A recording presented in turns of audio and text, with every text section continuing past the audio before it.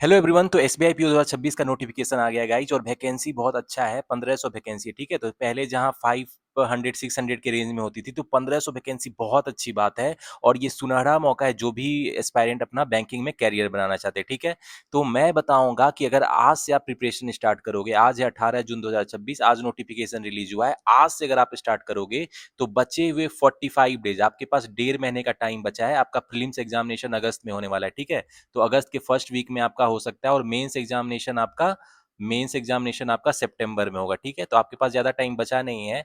तो बचे हुए 1.5 महीने में आपकी क्या स्ट्रेटजी होनी चाहिए? अगर आप बिगिनर हो या आप रिपीटर्स भी हो, कुछ टाइम एग्जाम दिए हो लेकिन अभी तक क्लियर नहीं कर पा रहे, तो ये वीडियो आपके लिए भी है। ठीक है, तो इसमें हम लोग जिक्र करेंगे स्मार्ट स्ट्रेटजी, क्योंकि भाई अब आप ज्यादा टाइम बचा नहीं है, अब आप अपना टाइम वेस्ट नहीं कर सकते हो। बहुत बच्चे हैं जो अभी भी है ऐसी चीजें कर रहे हैं जो उनको नहीं करना चाहिए, जिससे उनका सक्सेस का कोई लेना देना नहीं है। तो मैं उनकी गलतियों को बताऊंगा कि किस गलतियों को आपको करने से बिल्कुल बचना चाहिए, कैसी अपनी एनर्जी टाइम को सही जगह इन्वेस्ट करना है। ठीक है, तो मैं बताऊंगा 80-20 प्रिंसिपल। ये एक ऐसा प्रिंसिपल है जो टॉपर्स यूज करते हैं, टॉपर्स की स्ट्रेटजी में होती है। तो आज मैं आपको बताऊंगा कि टॉपर्स की क्या स्ट्रेटजी होती है, किस स्मार्ट वे में पढ़ाई करते हैं। ठीक है, तो अगर आप बिगिनर हो और फॉर्म भरने की सोच रहे हो, आप सोच रहे हो कि मेरे पास जो 45 दिन है इसमें नहीं होगा, तो पहले इस वीडियो को एंड तक देख लेना, उसके बाद अपनी राय बनाना कि एसबीआई पी 2026 का फॉर्म भरे या नहीं भरे। ठीक है, तो इस वीडियो को स्टार्ट करते गाइस। आज आपको पता चलेगा कि 45 डेज में आपकी बेस्ट अप्रोच, बेस्ट स्ट्रेटजी क्या होनी चाहिए पढ़ाई के लिए। और जितने भी सब्जेक्ट है, क्वांट, रीजनिंग, इंग्लिश, जीए, डिस्क्रिप्टिव और इंटरव्यू, सभी के बारे में मैं इंफॉर्मेशन दूंगा आपको। तो ये वीडियो बहुत आपको हेल्पफुल होगी for the coming SBI P 2026 examination. तो गाइस चलो इस वीडियो को स्टार्ट करते हैं। तो गाइज आपका जो एसबीआई पीओ प्रीलिम्स का एग्जामिनेशन है उसके नियरली 45 डेज बचे हैं। ठीक है, क्योंकि अगस्त के फर्स्ट वीक में होने के चांसेस है। तो इस 45 डेज में आप कैसे पढ़ोगे भाई? अगर आप बिगिनर हो, आज से स्टार्ट कर रहे हो, आज है 18 जून 2026। ठीक है, तो जो भी बिगिनर्स हैं और आज से स्टार्ट कर रहे हैं, तो उनकी क्या स्ट्रेटजी होनी चाहिए? अब बहुत बच्चे अपना सिर झुका के बोल रहे होंगे दिस इज नॉट पॉसिबल, ये तो मजाक है, अगर आज से मैं स्टार्ट करूंगा तो नहीं क्लियर हो सकता है, दिस इज इम्पॉसिबल। तो मैं कहूंगा कि पहले थोड़ा सा रुक जाओ, पहले एक पेरेटो प्रिंसिपल है उसको देख लो। देखो 1896 में विल्फ्रेड परेटो थे, उन्होंने एक 80-20 प्रिंसिपल दिया था। ठीक है, बहुत बच्चे इसको नहीं जानते। देखो इसमें क्या है, उन्होंने बताया था कि 20% एफर्ट लगा के हम लोग 80% रिजल्ट, 80% सक्सेस अचीव कर सकते हैं। ठीक है, मतलब परेटो प्रिंसिपल बेसिकली क्या बोलता है कि 20% जो आपका एफर्ट्स है वो 80% सक्सेस दे सकता है। तो बच्चे को क्या करना चाहिए भाई? अगर आप एसबीआई पी 2026 क्लियर करना चाहते हो, तो ये जो 20% एफर्ट्स है इसको आप क्या करोगे? मैक्सिमाइज करोगे, क्योंकि अगर आप इसको मैक्सिमाइज करोगे तो आपका जो है सिलेक्शन का चांसेस उतना बढ़ जाएगा। अब बच्चे क्या करते हैं भाई? बच्चे 80% एफर्ट लगा रहे हैं लेकिन उसका रिजल्ट क्या होता है? 20% ही रिजल्ट होता है। ठीक है, तो मेक श्योर आप उस बच्चों में नहीं हो जो 80% एफर्ट्स लगा रहे हैं लेकिन सही डायरेक्शन में एफर्ट्स नहीं लगाते हैं। तो वो रिजल्ट कितना देता है भाई? बस 20% रिजल्ट दे रहा है। ठीक है, तो मेक श्योर आप इसको जो है 80% एफर्ट, इसको क्या करो? रिड्यूस करो, इसको कम करो। और अगर मैं कहूंगा तो इसको पूरी तरीके से मतलब उसको हटा ही दो। मेक श्योर आप ये 20% एफर्ट जो 80% सक्सेस दे रहा है इस पे फोकस करो। तो गाइज अब इस 20% एफर्ट को मैक्सिमाइज कैसे कर सकते हैं for the coming SBI PO 2026 examination, ये मैं बताऊंगा कि बचे हुए 45 डेज में आपकी बेस्ट स्ट्रेटजी क्या होगी, जिससे कि इस एग्जाम में आप सिर्फ बैठो नहीं एग्जाम देने के लिए, बल्कि इसको क्लियर करो, इसके प्री क्लियर करो, मेंस क्लियर करो, इंटरव्यू क्लियर करो। ठीक है, तो जो भी बिगिनर है या रिपीटर है, 80-20 प्रिंसिपल यूज करो। कैसे यूज करोगे? किस सब्जेक्ट में क्या स्ट्रेटजी रहनी चाहिए? कौन से हाई वेटेज टॉपिक है, कौन से कोर टॉपिक है जिस पे आप फोकस करके इस एग्जाम को क्लियर कर सकते हो? चलो अब उसको देख लेते हैं।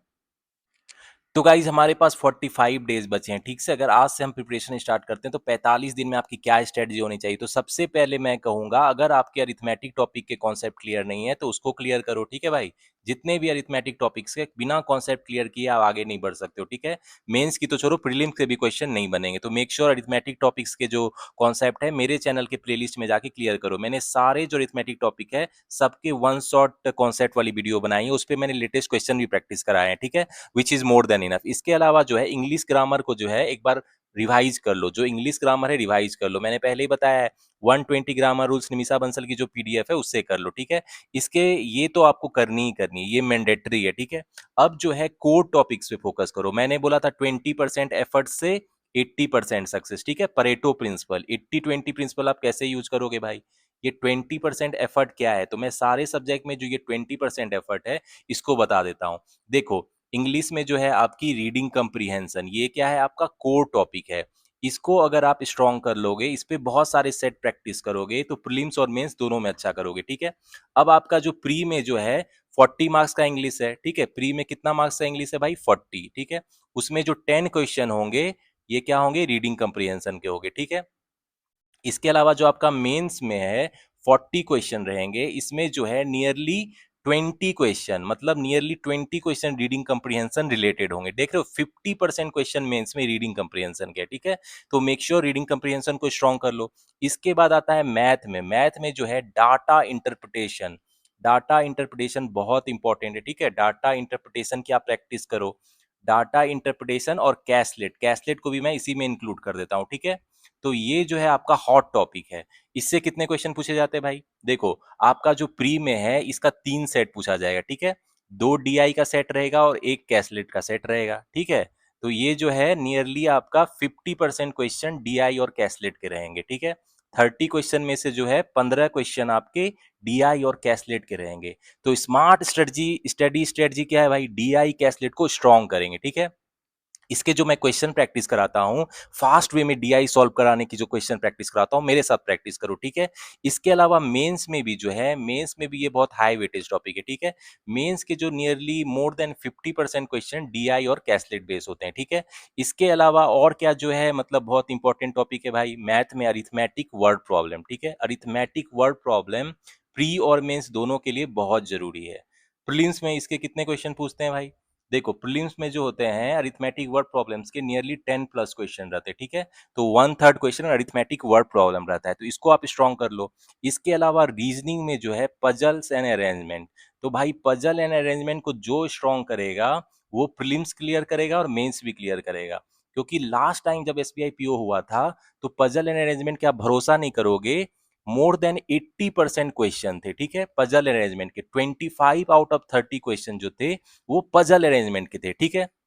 तो मेक श्योर आप पजल अरेंजमेंट स्ट्रॉन्ग कर लो। और मेंस में भी इसका जो है वेटेज बहुत अच्छा खासा था, नियरली 50% क्वेश्चन पजल अरेंजमेंट के थे, ठीक है। तो मेक ये जो कोर टॉपिक है इसको आप स्ट्रॉन्ग कर लो। 80-20 प्रिंसिपल यही करता है कि अगर आप reading comprehension, data interpretation, caselet, arithmetic word problem और पजल अरेंजमेंट स्ट्रॉन्ग कर लोगे तो आप जो है मोर देन 50% क्वेश्चन को प्री और मेंस में सॉल्व कर लोगे। तो ये कोर टॉपिक पे बहुत बच्चे फोकस नहीं करते हैं, वो अपना एनर्जी कहीं और वेस्ट कर रहे होते हैं। तो क्या वो स्मार्ट स्टडी तरीका है? अभी आपके पास बस 45 डेज बचा है, तो अभी आप बिल्कुल टाइम वेस्ट नहीं कर सकते हो, ठीक है। तो मेक श्योर ये जो 20% एफर्ट 80% सक्सेस देगा, इसको आप मैक्सिमाइज करो। जो कोर टॉपिक्स है ये सब सारे, इस पे आप फोकस करो, ठीक है। तो गाइज अब आते हैं क्वांट सेक्शन में आपकी क्या स्ट्रेटजी होनी चाहिए। क्वांट की स्ट्रेटजी क्या होनी चाहिए प्री और मेंस के लिए। मैथ से बच्चे बहुत डरते हैं, खासकर मेंस लेवल जो एसबीआई पीओ मेंस का मैथ है, ठीक है।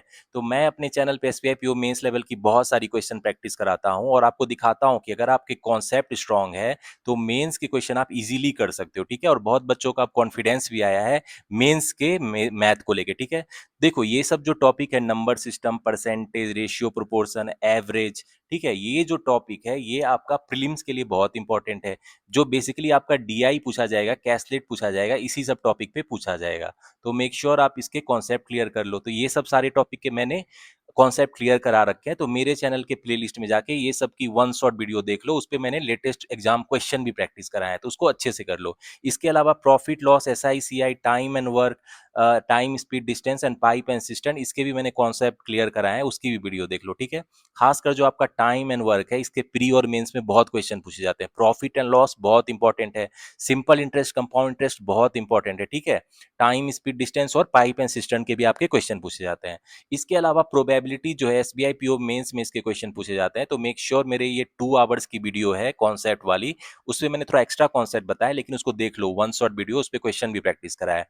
परमिटेशन कम्बिनेशन का भी मैंने क्वेश्चन प्रैक्टिस कराया है और कॉन्सेप्ट क्लियर कराया है। Boat stream, mensuration, mixture alligation, partnership, problems on train, miscellaneous और भी जो टॉपिक है, इस सारे के मैंने कॉन्सेप्ट ऑलरेडी क्लियर करा रखे हैं। तो मेरे चैनल के प्लेलिस्ट में जाके ये सारी वीडियो देख लो, और ये वन शॉट वीडियो है, मतलब यहाँ से कर लोगे तो will be more than enough, ठीक है। तो जैसे ही आपके कॉन्सेप्ट क्लियर होंगे, और क्या करोगे उसके बाद भाई, मान लो आपके अरिथमेटिक टॉपिक के कॉन्सेप्ट क्लियर कर लिए, ठीक है, अब आगे क्या करोगे? अब जब आपका कॉन्सेप्ट क्लियर हो जाएगा, तो पहले इजी लेवल, प्री लेवल के क्वेश्चन सॉल्व करोगे, फिर क्या करोगे? मेंस लेवल सॉल्व करोगे, ठीक है। कहाँ से करोगे भाई? तो मैंने आपको बता रखा है कि मैं अपने चैनल जो है द सक्सेस मंत्रा पे हाई लेवल क्वेश्चन प्रैक्टिस की वीडियो लाता हूँ, ठीक है? एसबीआई पीओ मेंस लेवल, तो उससे प्रैक्टिस करो। और मैं बहुत सारी वीडियो लाने वाला हूँ, खासकर जो है मेंस में पूछता है arithmetic DI, arithmetic based DI, SBI PO mains का फेवरेट टॉपिक है ये। उस पे मैं बहुत सारी वीडियो लाया भी हूँ और लाने वाला भी हूँ। तो जो वीडियो ऑलरेडी मेरे चैनल में है, उसको जाके प्लेलिस्ट में देख के उससे अच्छे से प्रैक्टिस करो। मैंने बताया है बेस्ट अप्रोच अरिथमेटिक डीआई को सॉल्व करने का। इसके अलावा मैं और भी जो न्यू के पैटर्न कैसलेट है उसको भी सॉल्व कराता हूँ। ये भी अरिथमेटिक बेस्ड होता है मेंस में, ठीक है।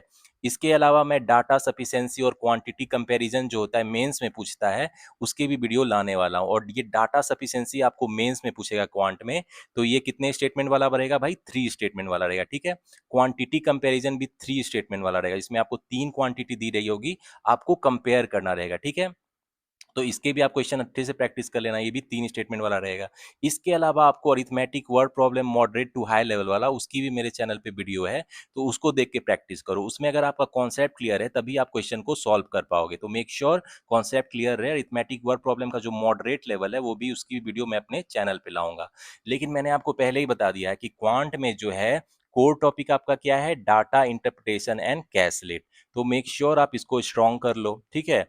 और जो प्रीलिम्स एग्जामिनेशन है आपका एसबीआई पीओ प्री में, ये भी बता देता हूं कि किस तरह के डीआई पूछे जाएंगे। एसबीआई पीओ प्री 2026 में जो है आपका 2 डीआई का सेट पूछा जाएगा और एक कैसलेट का सेट रहेगा, ठीक है, एक कैसलेट रहेगा।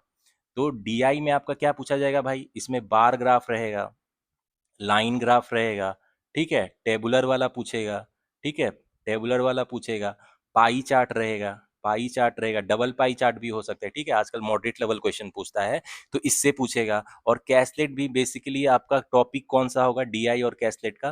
तो बेसिकली ये परसेंटेज पे रहेगा, मोस्टली जो क्वेश्चन परसेंटेज और रेशियो प्रोपोर्शन पे रहेंगे, ठीक है।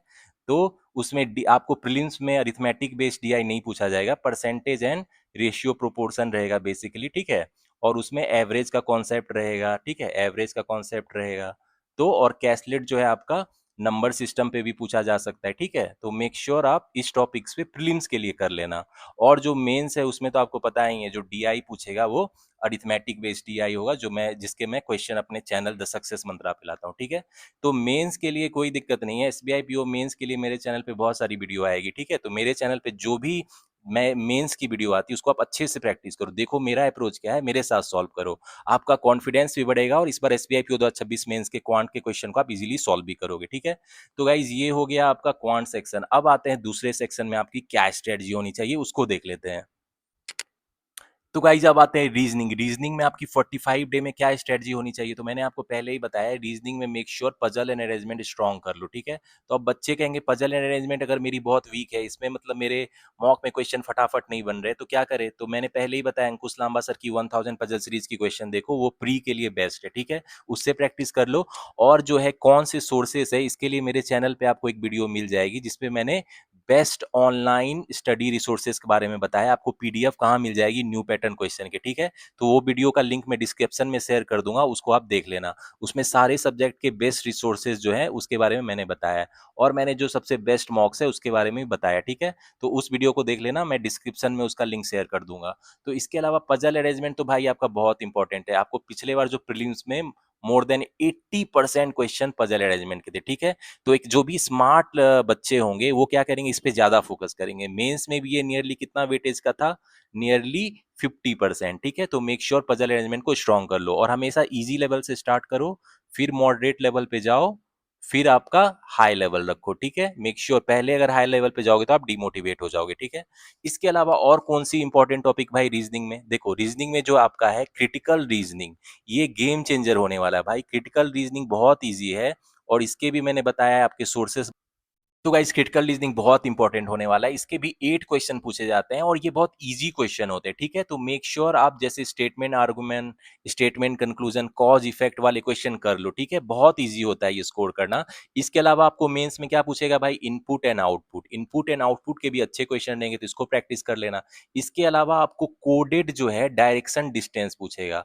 मतलब डायरेक्शन डिस्टेंस को कोडिंग डिकोडिंग के साथ कंबाइन करके आपको मेंस में क्वेश्चन पूछेगा, ठीक है?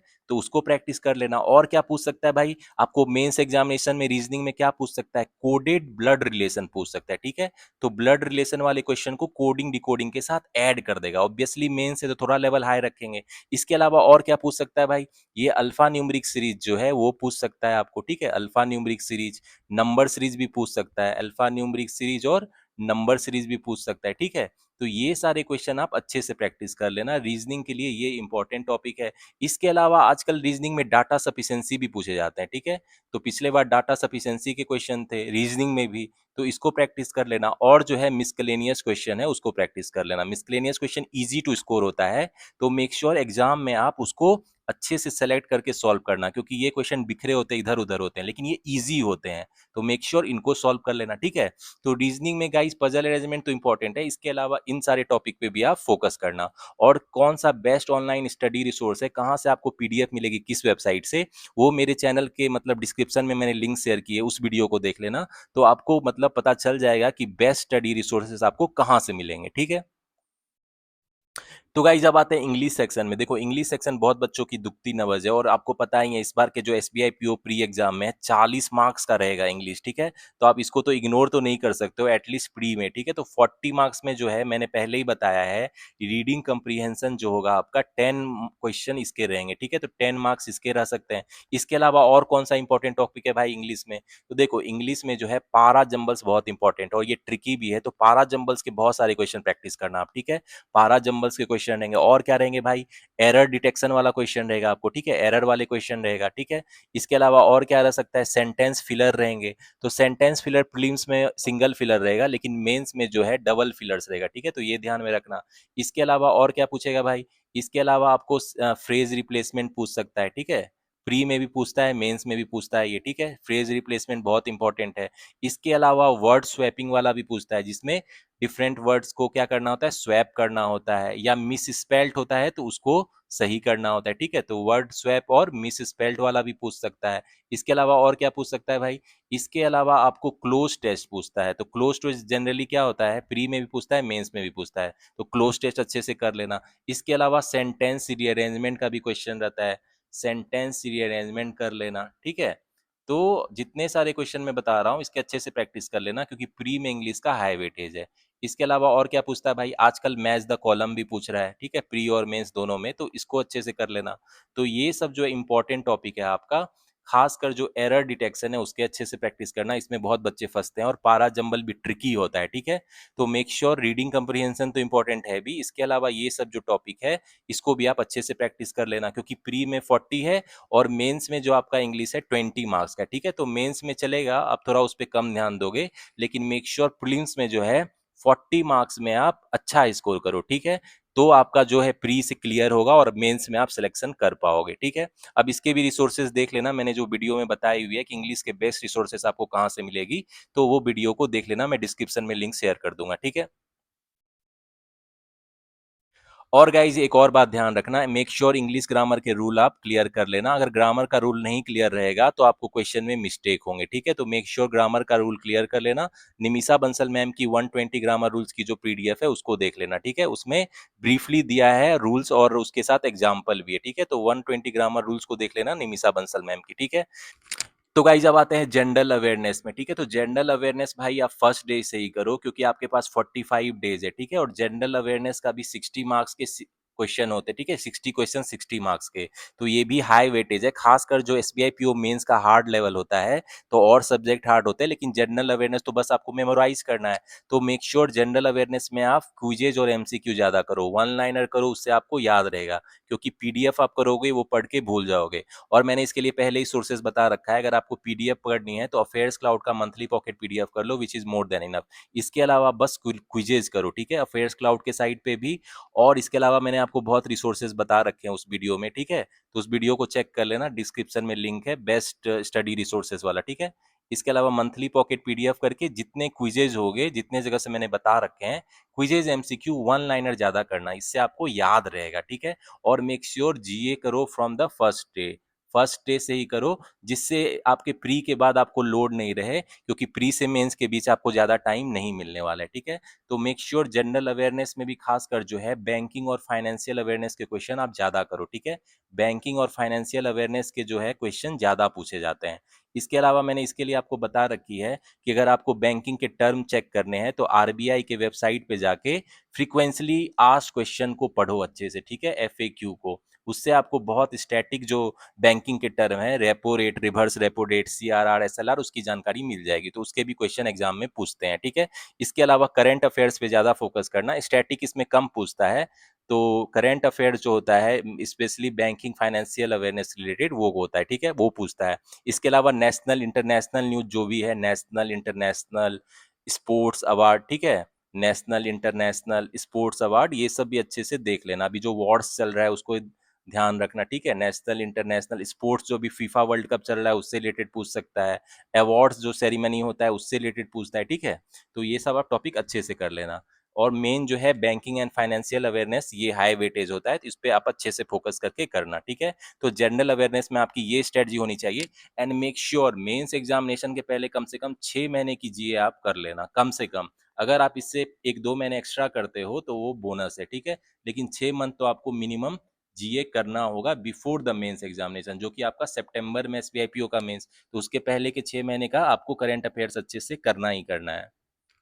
तो गाइस अब आते हैं डिस्क्रिप्टिव सेक्शन में। तो इस बार क्या है, आपका डिस्क्रिप्टिव सेक्शन का मार्क्स कम हो गया, पहले 50 मार्क्स का हुआ करता था, लेकिन अब जो आपका डिस्क्रिप्टिव है 30 मार्क्स का है, ठीक है? तो अब जो आपका टोटल ऑब्जेक्टिव एग्जाम है 230 मार्क्स का है, ठीक है? 200 मार्क्स का ऑब्जेक्टिव एग्जाम और 30 मार्क्स का डिस्क्रिप्टिव। लेकिन अभी भी 30 मार्क्स ये बहुत इंपॉर्टेंट रोल प्ले करेगा आपके मेंस एग्जामिनेशन को क्लियर करने में, ठीक है? तो अभी भी जो है ये बहुत इंपॉर्टेंट है। तो मैं अपने चैनल पे एक वीडियो लाया हूँ, ईमेल राइटिंग का फॉर्मेट क्या है उसको देख लेना, और मैंने आपको सिचुएशनल एनालिसिस वाले क्वेश्चन भी कैसे सॉल्व करने हैं उसको भी बताया है, ठीक है? आने वाले टाइम में मैं डिस्क्रिप्टिव राइटिंग की और भी वीडियो लाऊंगा डिफरेंट टॉपिक्स पे, खासकर जो टॉपिक आपको इस बार एसबीआईपीओ 2026 में आएंगे। इसके अलावा मैंने आपको रिपोर्ट राइटिंग कैसे करते हैं वो भी बताया हुआ है अपने वीडियो में, प्रीसीज राइटिंग कैसे करते हैं वो भी बताया हुआ है, ठीक है? तो उसको देख लेना उस वीडियो को, डिस्क्रिप्टिव पे बहुत मैंने मतलब अच्छे से क्वेश्चन को सिलेक्ट करके उसका मतलब आंसर किया है, प्रॉपर आपको फॉर्मेट बताया है कि ईमेल का फॉर्मेट क्या रखो, सिचुएशनल एनालिसिस के क्वेश्चन को कैसे आप राइट करो वो भी बताया है, रिपोर्ट प्रीसिज राइटिंग में क्या रूल्स होते हैं तो वो भी मैंने आपको बताया हुआ है। तो मेक श्योर मेरी जो डिस्क्रिप्टिव वाली वीडियो है उसको चेक कर लेना, ठीक है?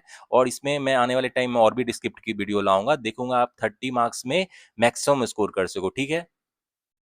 इसके अलावा गाइज आप मेक श्योर कोई इंग्लिश न्यूज़पेपर के एडिटोरियल पढ़ते रहना, क्योंकि उससे जो आपका है डिस्क्रिप्टिव के लिए आपको मतलब टॉपिक मिलते रहेगा, ठीक है? जो भी अभी करंट नेशनल इंटरनेशनल न्यूज चल रहा है, ठीक है? जो भी अभी आर्टिफिशियल इंटेलिजेंस रिलेटेड न्यूज है, डिजिटल रिलेटेड न्यूज है, ठीक है? इसके अलावा जो नेशनल इंटरनेशनल हॉट न्यूज है उसको पढ़ते रहना, उससे रिलेटेड टॉपिक भी आपको डिस्क्रिप्टिव में आ सकते हैं, ठीक है? खासकर banking and financial awareness related आपको टॉपिक अच्छे से पढ़ना है, वही का डिस्क्रिप्टिव में पूछा जाएगा क्वेश्चन। तो banking and financial related news जो है उसको ज्यादा पढ़ना, ठीक है? तो इन टॉपिक्स पे आपको ध्यान देना, आने वाले टाइम में और भी इंपॉर्टेंट टॉपिक्स बताऊंगा मैं डिस्क्रिप्टिव के लिए, और मैं आपको सॉल्व करके भी बताऊंगा ईमेल राइटिंग कैसे करते हैं, सिचुएशन एनालिसिस कैसे करते हैं, रिपोर्ट पीसीज राइटिंग पे भी डिफरेंट टॉपिक्स पे आपको मैं दिखाऊंगा सॉल्व करके डिस्क्रिप्टिव लिखने का बेस्ट तरीका क्या है। वैसे आप मेक श्योर ग्रामर सही रखो और वोकाबलरी में मतलब मिस्टेक मत करना, स्पेलिंग मिस्टेक, तो आपके अच्छे मार्क्स जरूर आएंगे, ठीक है? तो गाइज ये थी मेरी स्ट्रेटजी एसबीआई पीओ 2026 के लिए। बचे हुए 45 डेज में आपको पढ़ने का बेस्ट तरीका क्या है, ठीक है? तो होपफुली अब आपको क्लियर हो गया, क्लियर आइडिया मिल गया होगा, तो अब प्रिपरेशन स्टार्ट कर दो। अगर आप बिगिनर हो, रिपीटर हो, डजंट मैटर, आज 18 जून 2026 है, यू जस्ट हैव 45 डेज, तो अपना मेक श्योर 100% दो एफर्ट, ठीक है? 100% एफर्ट दो और जो मैंने स्मार्ट स्ट्रेटजी बताई है 80-20 प्रिंसिपल, इसको यूज करो। यही डिफरेंस पैदा करेगा आपका और कंपटीटर के बीच में, ठीक है। जो एक सीट आपको पक्की करनी है, ये स्मार्ट स्ट्रेटजी वो आपको एक सीट दिलाएगी, ठीक है। तो मेक श्योर जो भी मैंने बताया है कोर टॉपिक्स, उस पर एक्स्ट्रा फोकस करो बचे हुए 45 डेज में, और जितने क्वेश्चन प्रैक्टिस कर सकते हो करो। आने वाले टाइम में मैं भी बहुत सारी वीडियो लाऊंगा क्वांट में, प्री और मेंस की, खासकर एसबीआई पीओ मेंस की क्वांट की मैं बहुत सारी वीडियो लाऊंगा, जिससे आप मैथ में अच्छा स्कोर करो। और दूसरे सब्जेक्ट की मैं स्ट्रेटजी बताऊंगा, प्री की बताऊंगा, मेंस की बताऊंगा, और इंटरव्यू में group exercise, group discussion, group prioritisation और इंटरव्यू के लिए मैं अलग से वीडियो लाऊंगा। तो मेक श्योर मेरे चैनल को सब्सक्राइब कर लो, फॉलो कर लो, ठीक है, और बेल आइकन को प्रेस कर दो जिससे आपको नोटिफिकेशन आती रहे। तो गाइज अब एसबीआई पीओ 2026 में 45 डेज है, तो आप अपना 100% दो एंड मेक श्योर इस बार एसबीआई पीओ 2026 क्लियर करके रहो। तो इस ईयर के एंड होते होते आपके हाथ में एक जॉब पक्की होनी ही चाहिए। तो गाइज मैं आपको विश करता हूँ all the best for the SBI PO 2026 examination. May you all clear it. Yeah. So guys, see you in the next video. Till the time, keep studying, keep preparing, and keep enjoying.